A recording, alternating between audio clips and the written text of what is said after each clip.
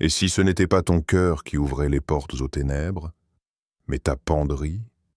Et si ce n'était pas ton péché qui repoussait le Saint-Esprit? Mais ton style, tu n'as jamais fait d'alliance avec les ténèbres, mais est-ce que ce que tu portes en a fait une à ta place? Il existe un langage que peu entendent, un alphabet silencieux que même les chrétiens ignorent. Les tissus, les couleurs, les motifs parlent. Et le monde spirituel écoute. Ce que tu crois esthétique peut être une clé d'accès. Un vêtement peut devenir une balise pour les esprits, un signal qui dit « Cette âme est ouverte, cette maison est vulnérable ». Et si tu te sens lourd sans raison, si ta prière semble bloquée, si ta paix s'est effacée comme une brume, ce n'est peut-être pas un combat extérieur, c'est peut-être un manteau que tu portes chaque matin. Bienvenue dans ce dévoilement. Ce que tu portes déclare qui tu sers. Et aujourd'hui, tu vas peut-être découvrir que tu es habillé comme un fils du monde, alors que tu as été appelé à marcher comme un enfant de lumière. 1. Le manteau invisible que tu ne savais pas porter. Tu t'es regardé ce matin dans le miroir. Rien d'alarmant. Une tenue simple, sobre, peut-être même élégante. Mais ce que tu n'as pas vu, c'est le voile. Un tissu spirituel, suspendu sur ton épaule, que personne ne t'a offert consciemment, mais que tu portes depuis bien trop longtemps. Il ne se froisse pas. Il ne se déchire pas. Mais il étouffe l'âme. Il absorbe la lumière sans jamais la refléter. Il se colle à toi comme une seconde peau, muette pour les hommes, hurlante pour le monde invisible. Car dans le royaume de l'invisible, tout ce qui touche ton corps qui parle. Les couleurs ne sont pas qu'esthétiques, elles sont prophétiques. Les tissus ne sont pas neutres, ils sont imprégnés. Et parfois, ce n'est pas ta bouche qui donne ton accord à un esprit, c'est ton vêtement. Tu pensais avoir choisi ce pull par goût. Tu ne savais pas qu'il t'avait choisi, qu'il t'avait observé dans le rayon, qu'il avait été programmé, chargé ou chargé de silence pour épouser ton inconscience. Et depuis ce jour, ton sommeil est devenu un champ de bataille. Tes songes se troublent. Ton esprit est comme un verre d'eau calme, dans lequel quelqu'un a glissé une goutte noire. La nuit, tu te tournes et te retournes. Et ce n'est pas ton oreiller qui est inconfortable, c'est ce que tu as ramené dans ta maison sans le savoir. Et l'ennemi, lui, ne dort pas. Il reconnaît les insignes. Il déchiffre les messages imprimés sur ton dos, même s'ils sont invisibles pour toi. Car les vêtements sont des proclamations silencieuses, et certains tissus criant « Je suis disponible ». D'autres hurlent « Je ne suis plus couvert par la lumière ». Tu portes peut-être une robe que tu aimes, mais elle est aimée aussi par d'autres, par ceux qui rôdent dans le noir, par ceux qui ne demandent qu'un signal.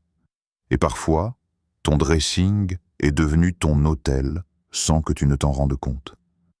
Un lieu de dépôt, un lieu d'invitation, un lieu où les tissus sont plus que du coton. Ils sont devenus des portes. Et dans ton cœur, tu ressens cette tension. Tu te dis que ce n'est qu'un vêtement. Mais ton esprit proteste doucement. Car tu sais que depuis que tu l'as porté, quelque chose a changé. Ta confiance est devenue nerveuse.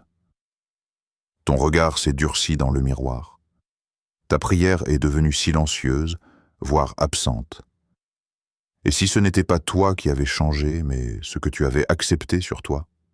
Il y a des vêtements qui enveloppent, et d'autres qui dévoilent, à qui il ne faut pas. Le manteau que tu portes peut être un manteau de justice, ou une cape de camouflage offerte par l'adversaire. Rappelle-toi, Joseph avait un manteau, et ce manteau parlait.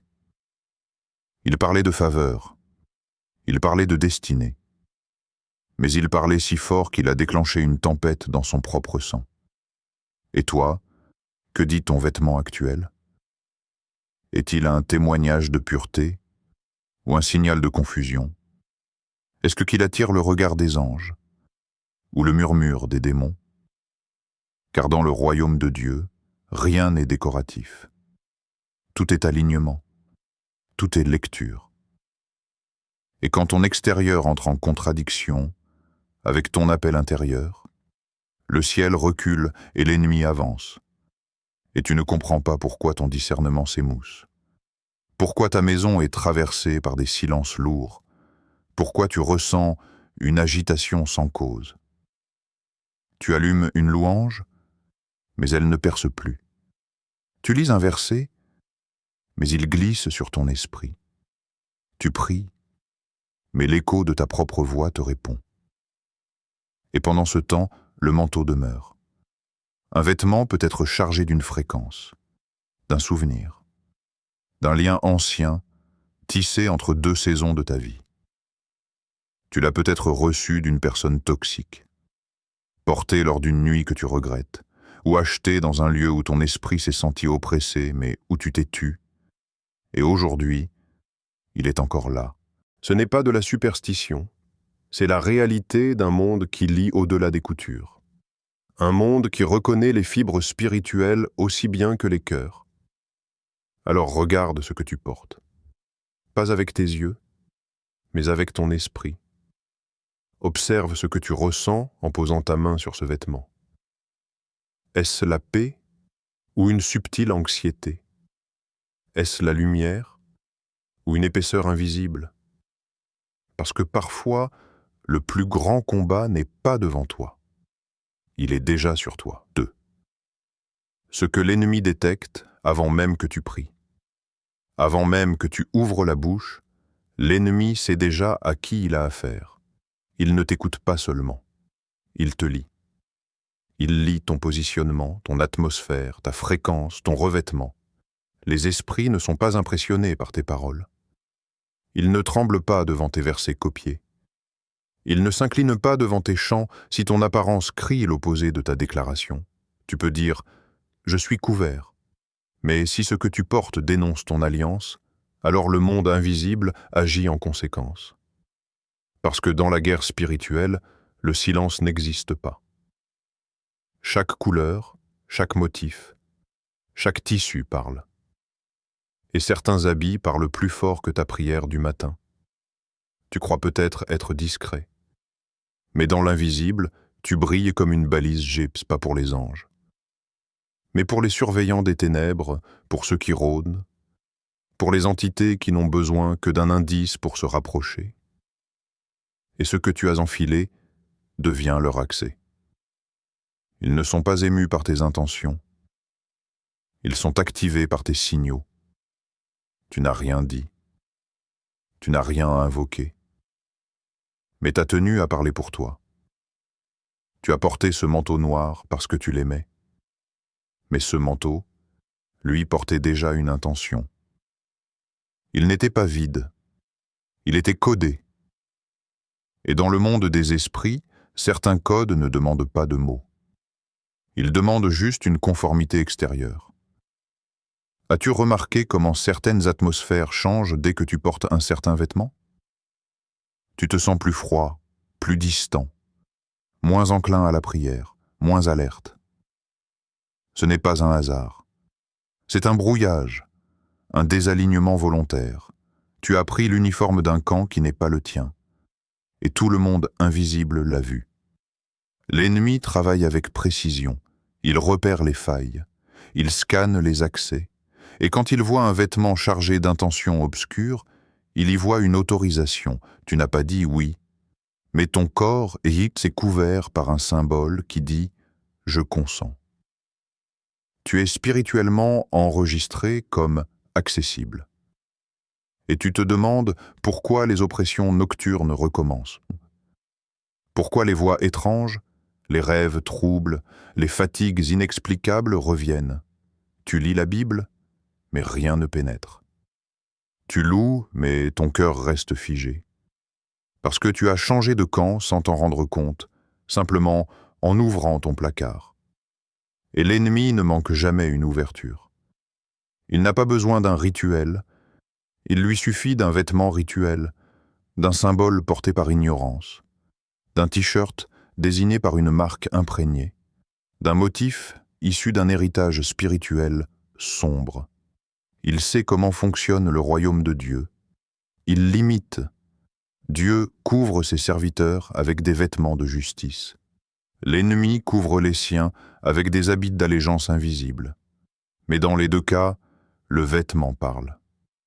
Et toi, que dis-tu spirituellement aujourd'hui? Ta bouche dit « Je t'appartiens, Seigneur ».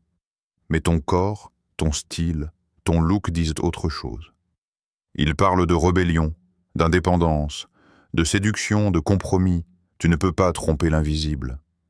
Les démons ne sont pas impressionnés par ton apparence humaine. Ils ne lisent pas tes réseaux sociaux. Ils lisent ta vibration spirituelle. Et il y a des vêtements qui baissent ta garde, qui te rendent détectable dans l'atmosphère. Ce sont des vêtements lourds d'accords, des manteaux cousus avec des pactes, des tissus chargés d'une énergie qui t'anesthésie peu à peu. Tu dis que tu n'es pas attaqué, mais tu es suivi. Et ce n'est pas parce que tu as péché. C'est parce que tu as revêtu l'uniforme d'un camp qui n'est pas le tien. Le noir profond, ce noir cérémoniel, ce noir des autels païens, ce noir des invocations nocturnes.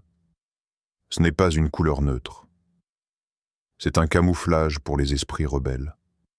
Et quand tu l'adoptes comme une identité, tu n'es plus seulement un spectateur. Tu deviens un point d'ancrage, un relais, un hôte. Tu as peut-être été marqué sans même le savoir. Mais l'ennemi, lui, le sait. Et il ajuste son attaque en fonction. Il ne s'attaque pas à ceux qui brillent. Il s'infiltre auprès de ceux qui émettent son langage. Et tout commence avant que tu pries. Avant le culte. Avant la louange. Le vêtement est déjà un message. 3. Quand ton dressing devient un autel sans que tu le saches, tu penses que ton dressing est un espace neutre. Un simple assemblage de cintres, de couleurs, de textiles, soigneusement pliés ou abandonnés selon ton humeur. Tu crois que ton armoire n'est qu'un espace de rangement, un lieu personnel, silencieux. Mais dans le monde spirituel, ton dressing peut être un sanctuaire ou un autel de compromis. Regarde bien. Ce n'est pas simplement une veste posée là. C'est un objet de mémoire, un tissu porteur d'histoire, et parfois d'un héritage invisible que tu n'as jamais remis en question. Il y a des vêtements qui ont été touchés avant toi. Pas par un vendeur, ni même par un styliste, mais par des mains consacrées à d'autres puissances, des couturiers spirituels, des voix murmurées dans les coulisses d'ateliers qui n'ont jamais été bénis, des prières inversées, des invocations faites non pas pour te bénir, mais pour te relier à une atmosphère, à un esprit, à une fréquence. Tu penses avoir acheté un vêtement en solde, mais tu as peut-être acquis une alliance silencieuse. Ce n'est pas une théorie. C'est une réalité de plus en plus banale dans ce monde saturé de symboles, d'images, de marques et de tendances. Beaucoup de marques de mode, surtout les plus influentes, ne se contentent pas de vendre. Elles initient, elles codent, elles transmettent. Elles apposent des signatures invisibles. Tu penses acheter un tissu, mais tu ramènes une ambiance, et tu ne comprends pas. Pourquoi ta paix diminue? Pourquoi ta maison, que tu as priée et consacrée, semble soudain traversée par des silences pesants? Pourquoi la lumière spirituelle diminue, alors que tu jeûnes plus qu'avant? Pourquoi tes rêves sont traversés par des figures sombres, des scènes troublantes, alors même que tu vis dans l'obéissance? Et si le point d'entrée était accroché dans ta penderie, ce n'est pas le vêtement en lui-même qui est problématique, c'est la charge qu'il transporte. Car dans certaines boutiques, chaque pièce a été activée. Des mots ont été prononcés, des esprits ont été associés, pas pour t'attaquer directement, mais pour établir un lien, une présence, une brèche. Et comme tu n'as rien vu, rien entendu, tu as simplement payé, puis rangé l'objet dans ton espace privé. Tu as dressé un autel sans t'en rendre compte. Et dans le monde de l'esprit, les autels parlent, ils émettent, Ils communiquent, ils intercèdent, mais pas toujours pour toi. Parfois, ils parlent contre toi. Un autel n'a pas besoin d'être en pierre. Il peut être fait de bois, de métal, de fibres tissées. Ce qui fait d'un objet un autel, ce n'est pas sa forme, c'est l'intention qui y est déposée. Certains vêtements ont été fabriqués dans des lieux où des entités sont consultées pour inspirer les collections. Des créateurs qui méditent non pas pour la paix, mais pour le pouvoir. Des designers qui signent chaque pièce avec un symbole, un œil, une étoile, un animal mystique, une forme géométrique. Tu crois que c'est du style, mais pour eux c'est une signature. Et tu la portes, comme un sceau spirituel. Et parfois, tu vis des choses étranges. Tu enfiles ce pull et soudain, tu te sens agité. Tu mets ce pantalon et ta voix intérieure devient confuse. Tu prends cette veste et un froid s'installe dans ton âme que le soleil ne chasse pas. Ce ne sont pas des sensations aléatoires. Ce sont des interférences. Chaque vêtement peut devenir un point d'attache, une balise, un relais, une antenne, et lorsque tu pries, l'autel derrière toi parle aussi. C'est pourquoi, parfois, tu te bats contre un silence. Tu cries vers le ciel, mais il y a un vêtement à côté de toi qui parle plus fort. Et le ciel attend. Il attend que tu discernes, que tu t'alignes, que tu oses regarder dans ton dressing non comme un styliste, mais comme un intercesseur. Parce que ton placard peut contenir le fruit d'un piège invisible. Et si tu ne le discernes pas, tu continueras de prier en boucle, de jeûner sans victoire, de pleurer sans percer. Il ne suffit pas de nettoyer ta maison, tu dois aussi sanctifier tes vêtements. Tu es un temple. Et ce que tu portes devient une extension de l'autel que tu représentes. Un vêtement peut consécrer ou contaminer. Un vêtement peut élever ou bloquer. Tu te demandes pourquoi ton intimité avec Dieu est devenue lourde. Regarde ton dressing. Pose tes mains dessus. Écoute ce que ton esprit ressent. Certains vêtements déclencheront une paix, d'autres, un malaise. Et ce malaise est ton alerte. Tu n'es pas fou. Tu n'es pas hypersensible. Tu es en train de réveiller ton discernement. Et ce discernement va t'amener à nettoyer non seulement ton cœur, mais tout ce qui t'habille. Parce que ton dressing n'est pas un simple lieu de choix esthétique. C'est un lieu spirituel. Un lieu où se cache peut-être le combat que tu ne comprenais pas. 4. Quand tu ressens une présence, mais ne sais pas d'où elle vient. Il y a des silences qui ne sont pas paisibles, des silences lourds, des silences pleins, des silences habités. Tu es là, chez toi. Les lumières sont éteintes. Tu n'as pas peur. Mais tu n'es pas tranquille non plus. Il y a un souffle que tu n'arrives pas à nommer, un poids dans la pièce, une forme dans l'air, que tu ne vois pas mais que ton esprit capte. Quelque chose ici, chose est là. Mais tu ne sais pas quoi. Ou plutôt, tu ne sais pas qui. Tu t'es déjà demandé pourquoi ton cœur s'accélère sans raison? Pourquoi ta poitrine devient lourde alors que rien ne l'explique? Pourquoi tu inspires profondément? Et pourtant l'atmosphère semble chargée.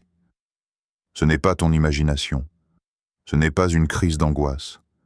C'est une friction spirituelle. Quelque chose dans ton espace n'est pas aligné. Tu pries, mais la prière ne monte pas. Elle tourne dans la pièce comme un oiseau enfermé. Elle rebondit contre un plafond que tu ne vois pas mais que ton âme ressent. Et tu continues, tu forces. Mais plus tu pries, plus l'air se densifie. Alors tu t'interroges, est-ce une attaque? Une oppression extérieure? Une ambiance pesante dans le quartier? Tu ouvres une louange, tu cites des versets. Mais l'atmosphère ne cède pas. Et si le point d'entrée n'était pas une attaque venue de loin, mais un objet suspendu dans ton placard, un vêtement que tu aimes, mais qui n'aime pas l'onction? Il est là, discret, accroché à un cintre. Il ne bouge pas, mais il appelle. Il n'émet pas de son, mais il parle. Et chaque fois que tu l'enfiles, ta personnalité change subtilement. Tu es plus méfiant, moins doux, plus combatif, mais pas dans l'esprit. Tu ressens une confiance étrange, mais pas une paix. Ce manteau te protège extérieurement, mais intérieurement, il dresse un mur, contre les hommes, et parfois, contre Dieu. Tu l'as acheté lors d'une saison où tu étais blessé. Ou peut-être, tu l'as reçu d'une personne que tu n'as jamais vraiment pardonnée. Et depuis, ce vêtement est lié à une vibration. Tu ne le vois pas. Mais il garde en lui l'empreinte de cette saison. Et dans le monde de l'esprit, les empreintes restent. Ce n'est pas juste un vêtement, c'est une mémoire tissée, un tissu chargé, une enveloppe imprégnée d'un esprit qui n'a jamais été chassé. Et chaque fois que tu le portes, tu rappelles à l'atmosphère cette saison-là. Tu ressens une présence, mais tu ignores qu'elle a été invitée inconsciemment, non pas par une prière, mais par une habitude. L'Esprit de Dieu est saint. Il habite dans la lumière. Il descend sur ce qui est de mis à part. Mais il ne partage pas une pièce avec ce qui le contriste. Et parfois, tu veux qu'il te visite, mais tu t'es habillé d'une matière qu'il ne peut pas bénir. Tu dis « Seigneur, parle-moi », mais tu portes un vêtement qui parle plus fort que sa voix. Et l'esprit se tait. Pas par punition, mais parce que le lieu n'est plus sanctifié. Le temple est impur, non par le cœur, mais par la couverture. Rappelle-toi, dans les Écritures, même les vêtements étaient purifiés. On les lavait, on les brûlait, on ne les partageait pas. Parce que les habits transportaient dans des identités spirituelles. Tu te regardes dans le miroir, tu t'apprêtes, tu souris. Mais quelque chose dans ton regard a changé. Il y a une fatigue dans tes yeux, un éclat en moins. Et ce n'est pas à cause du sommeil. Tu ressens une pression quand tu dors. Tu sursautes au milieu de la nuit. Tu te lèves avec un poids inexpliqué. Ton esprit est agité dès que la lumière s'éteint. Et pourtant, il n'y a rien dans la pièce. Rien. Sauf ce vêtement. Et si tu osais l'approcher avec discernement? Et si tu posais ta main dessus, en silence, et que tu écoutais? Pas avec ton oreille, mais avec ton esprit. Est-ce que la paix descend, ou est-ce qu'une gêne monte? Est-ce que ton souffle devient calme, ou est-ce que ton cœur se serre? Parce que le royaume de Dieu est sensibilité. Et parfois, le vêtement que tu refuses de questionner est le voile qui bloque ta saison. Dieu veut t'approcher, mais l'ambiance autour de toi résiste. Non pas parce que tu es impur, mais parce que tu es mélangé. Et cette présence que tu ressens, ce brouillard qui t'enveloppe, ce n'est pas l'obscurité venue pour t'effrayer. C'est un rappel silencieux qu'il est temps de te désengager, de ne plus te couvrir d'un manteau qui appelle ce que Dieu veut éteindre, de ne plus habiller ta destinée d'un tissu qui a pactisé avec une autre voix. Tu n'es pas fou, tu discernes. Et ton atmosphère t'envoie un message. Il est temps de réconcilier ta paix intérieure avec ce que tu portes à l'extérieur. 5. Ce que tu portes peut faire fuir le Saint-Esprit ou attirer les démons. Tu demandes à Dieu de descendre, mais regarde ce que tu portes. Tu veux que le Saint-Esprit repose sur toi, mais ton corps est couvert d'un langage qui repousse sa présence. Dans le royaume de Dieu, tout est question de sainteté. Et la sainteté ne se limite pas à l'intention. Elle se manifeste, elle se voit, elle se porte.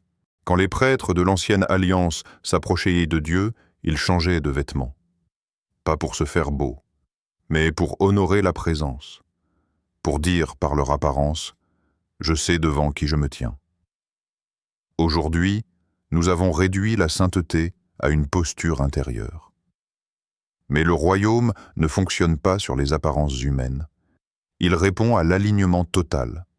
Cœur, esprit, corps et vêtements. Alors pose-toi cette question avec sérieux. Ce que je porte aujourd'hui honore-t-il l'Esprit de Dieu ou le fait-il reculer? Est-ce que mes habits disent « je suis à toi » ou murmurent-ils « je m'appartiens encore » ? Tu chantes « viens Saint-Esprit », mais ton apparence dit « je suis encore marqué par les ténèbres ». Et les esprits le savent. Ils ne lisent pas ton style. Ils lisent ton allégeance. Ton vêtement peut devenir une permission. Une autorisation pour qu'un autre esprit s'approche. Parce que tu as ouvert une brèche, non parce que tu as dit, mais parce que tu portes. Tu veux être couvert par Dieu, mais tu portes un manteau cousu par le monde. Un vêtement qui a été dessiné dans une culture d'insoumission. Un tissu imprégné par une atmosphère de rébellion. Un look inspiré par des influences spirituelles qui ne servent pas le trône de Dieu. Et tu t'étonnes, pourquoi le feu s'est éteint? Pourquoi la voix de l'esprit semble lointaine? Pourquoi la paix devient rare, les songes s'effacent, les pleurs reviennent? Parce que l'Esprit Saint est un roi. Et un roi ne s'impose pas dans un temple profané. Il observe, il attend. Et quand il voit que ce qui te couvre ne le respecte plus, il se retire. Pas violemment, mais lentement, comme une colombe qui sent que le bruit de ta garde-robe a brisé l'harmonie. Et pendant qu'il se retire, un autre esprit prend position. Pas forcément violent, pas démoniaque au sens classique, mais un esprit qui séduit, un esprit d'indépendance, un esprit de froideur, un esprit d'orgueil déguisé en confiance. Tu ne te sens pas attaqué, tu te sens fort. Mais ce n'est pas une force venue d'en haut, c'est une assurance charnelle, nourrie par ce que tu portes. Ce haut moulant que tu gardes parce qu'il t'élève ton estime. Cette robe pouvoir qui t'aide à t'imposer. Cette veste noire que tu mets quand tu veux être inapprochable. Mais l'Esprit de Dieu ne collabore pas avec l'orgueil. Il ne descend pas sur les apparences guerrières qui n'ont pas été purifiées. Et il y a ces vêtements, ceux que tu gardes parce que ce sont des souvenirs. Mais le ciel ne les voit pas comme des souvenirs. Il les voit comme des alliances non reniées. Ce manteau offert par cet ex toxique, il porte encore son empreinte. Et tant qu'il est là, l'alliance reste ouverte. Ce vêtement que tu ne mets que pour séduire, il t'attache à une logique spirituelle qui ne vient pas de Dieu. Tu ne peux pas réclamer le feu du ciel tout en étant habillé par des flammes étrangères. Tu ne peux pas désirer la présence et rester couvert par ce que le monde utilise pour glorifier l'indépendance, l'arrogance, la sensualité, le rejet de l'ordre divin. Et ne crois pas que Dieu ne voit pas. Il voit chaque fibre, chaque couture, chaque symbole, chaque inspiration qui se cache derrière la coupe, la marque, le motif. Parce que le vêtement est un langage, et tu ne peux pas parler de pureté, tout en t'habillant comme si tu appartenais à Babylone. Tu ne peux pas prier pour un réveil, avec une garde-robe encore liée aux autels de compromis. Le diable ne cherche pas à t'effrayer, il cherche à t'habituer. Il veut que tu trouves normal ce que Dieu déteste. Il veut que tu considères artistique ce qui est spirituellement codé. Il veut que tu dises « c'est juste un style », alors que lui sait que c'est un point d'entrée. Tu crois que tu portes un vêtement, mais parfois, le vêtement te porte toi. Il te modèle. Il influence ta posture. Il conditionne ton regard. Il éduque ta sensibilité.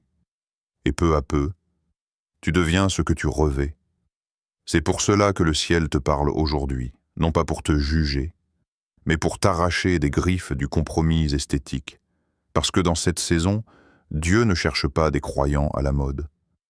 Il cherche des temples vivants, alignés, visibles et audibles dans l'esprit. Tu veux sa présence? Commence par revoir ce qui te couvre, parce que ce que tu portes peut faire fuir sa gloire, ou l'attirer comme un aimant. Ce message ne t'appelle pas à la peur, il t'appelle à l'alignement. Dieu t'invite à te revoir jusqu'à ta garde-robe. Il veut que chaque fibre qui touche ton corps soit soumise à sa lumière. Plus de compromis suspendus sur cintre, plus de vêtements muets pour les hommes, mais bruyants dans le monde invisible.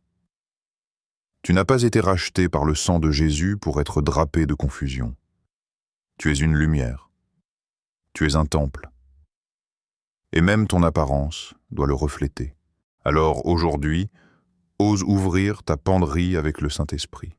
Prie, pose tes mains, ressens. Et si une pièce porte le poids d'un don, esprit, renonce. Jette, coupe, brûle s'il le faut. Parce que ton atmosphère spirituelle vaut plus que n'importe quelle tendance. Si ce message t'a parlé, partage-le. Quelqu'un d'autre vit peut-être sous une oppression qu'il ne comprend pas, à cause de ce qu'il a mis sur ses épaules.